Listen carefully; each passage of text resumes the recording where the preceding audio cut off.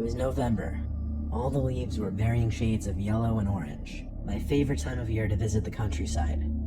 I was with my girlfriend at her dad's upstate home, which was usually used as a summer home, but the two of us came up there to go camping in the nearby woods. The home had all the needed camping supplies, including the tent, so we parked there and took the camping stuff into the woods. Why? Just the experience of camping and sleeping in the woods, I guess. I've only been camping a few times in my life, but I liked camping in the fall because there's less bugs and of course you can't beat the foliage. We were camped out in a small circular clearing, just big enough for our tent and campfire. We sat around the fire for about an hour, eating and just talking. Then we went inside the tent.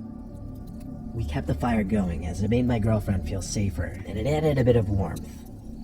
Besides the sound of the crackling fire, we eventually started hearing leaves crunching in the distance.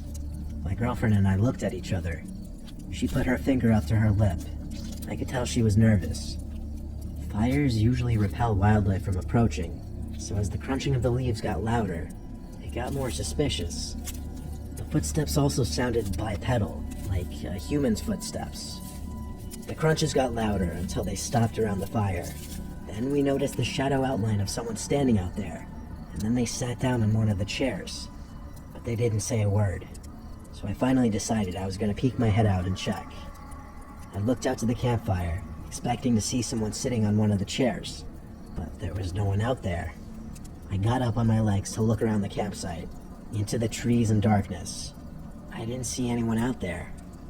My girlfriend was whispering something. It sounded like she was urgently trying to get my attention. So I crawled back inside, and she said, "What does he want?" I replied, "There's no one there." She replied, "What are you talking about? I see him in the chair right now." I looked at the wall of the tent and saw the shadow outline of the person still sitting in the chair by the fire. I realized that was impossible, though. I crawled back out of the tent to look one more time, and both the chairs were still empty. I went back inside and said to my girlfriend, "We need to go right now." She didn't ask questions. She got straight up, took my hand, and followed me out of the tent. When she saw there was no one sitting in the chair, she screamed.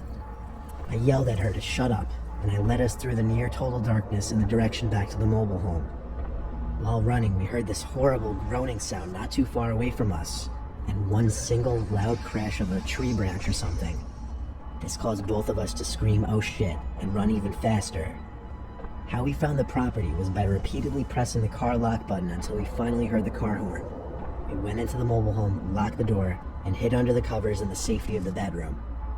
Still, I didn't feel entirely safe being surrounded by nothing but woods in every direction, and I was paranoid that whatever was out there followed us.